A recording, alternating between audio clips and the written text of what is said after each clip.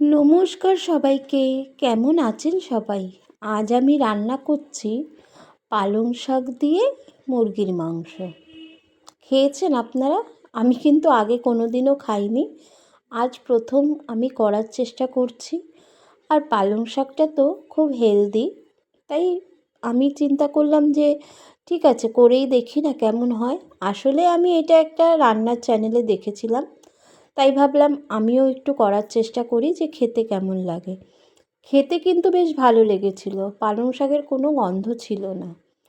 পালং চিকেন করার জন্য পালং শাকগুলোকে আমি গরম জলে অল্প নুন দিয়ে ওই মিনিট 2-3 মতো একটু ভাপিয়ে নিয়েছিলাম। তারপরে ওটা একটা বরফ জলে রেখে দিলাম। বরফ জলে রাখার কারণ যাতে ওটা বেশি সেদ্ধ না হয়ে যায় আর তার রঙটাও না পাল্টায়। এবার কড়াইয়ে দিয়ে দিলাম তেল। তেলে দেব একটু এলাচ ফোড়ন। এখানে কিন্তু আপনারা 2টো শুকনো লঙ্কা, একটু তেজপাতা আর জিরে ফোড়ন দিতে পারেন। তবে ওই সব রান্নাতেই আমি এক্সট্রা কিছু যোগ করি না। আর আমি কিন্তু আমার রান্নাগুলো আমার মতন করে করি।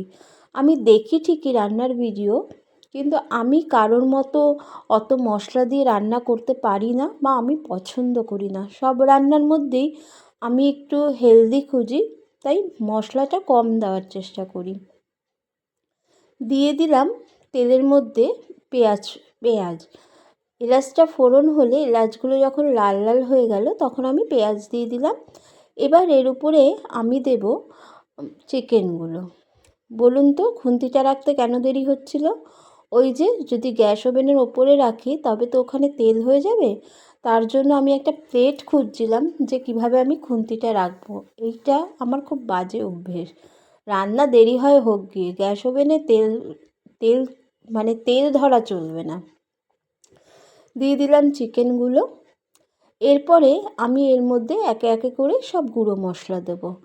আর আগের থেকে বেটে রেখেছিলাম রসুন, টমেটো, ধনেপাতা, কাঁচা লঙ্কা আর টক দই।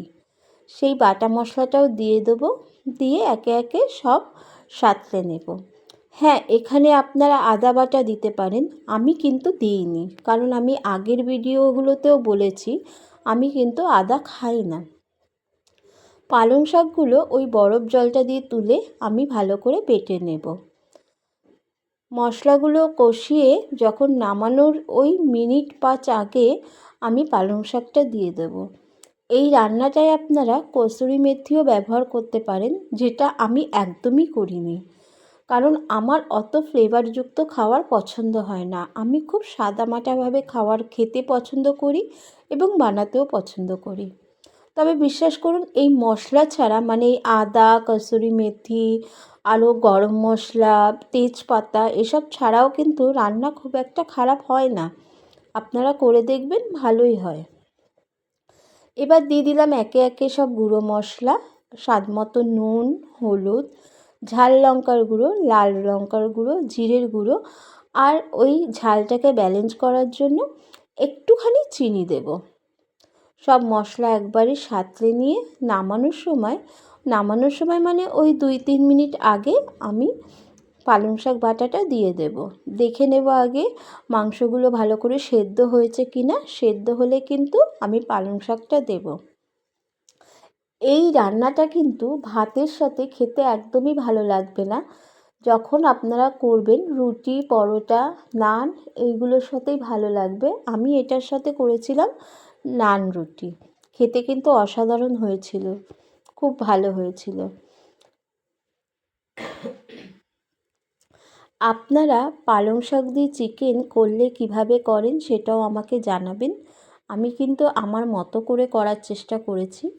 দিয়ে দিলাম কাঁচা লঙ্কা, ধনেপাতা, রসুন আর একটু টমেটো বাটা, ও সাথে একটু টক দই দিয়েছিলাম।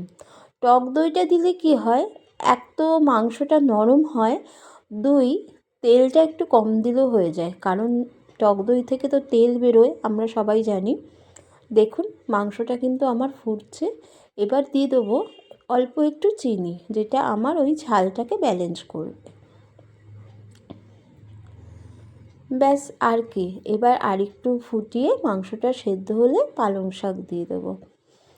আমার রান্নাটা ঠিক হয়েছে কি না সেটাও আপনারা জানাবেন। আমি কিন্তু এটা প্রথমবার করলাম, প্রথমবারেই আমার বাড়ির লোকরা বলেছে কিন্তু 100তে 100 পেয়েছি আমি। মানে অত মশলা ছাড়া, মানে বারবার বলছি, আদা, কসুরি মেথি, তেজপাতা, শুকনো লঙ্কা কিছুই দিইনি, তবে রান্নাটা খুব ভালো হয়েছিল। আর নিজের প্রশংসা নিজে না করলে সবাই করবে না, তাই জন্য নিজের প্রশংসাটা নিজেই করতে হয়। তাই আমিও নিজের প্রশংসা বারবার বলছি যে রান্নাটা ভালো হয়েছিল, আর আপনারা করে দেখুন, সত্যি খুব ভালো লাগবে খেতে। আপনাদের কেমন লাগলো আজকে আমার রান্নাটা সেটাও জানাবেন। আর যারা নতুন সাবস্ক্রাইব করছেন আমার চ্যানেল, তাদের অসংখ্য ধন্যবাদ। আর পাশে থাকবেন, আমিও আপনাদের পাশে থাকব। আমাকে আমার ভিডিওগুলো কেমন লাগলো জানাবেন।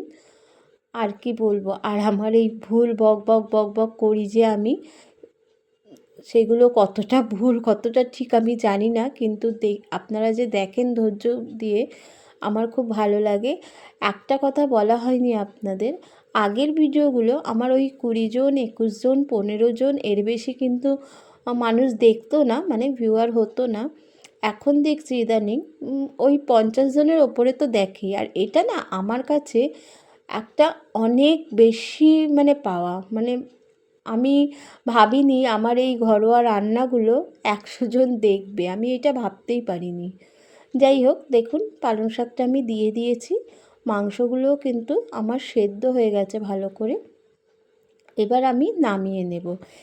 এই সময় একটু নাকি কসুরি মেথি দিতে হয়, যেটা আমি একদম দিইনি, কারণ আমার ভালো লাগে না বলে আমি দিইনি।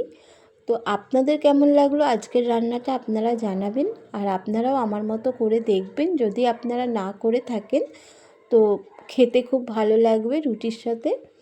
আর কি বলবো, পাশে থাকবেন প্লিজ, বারবার বলছি।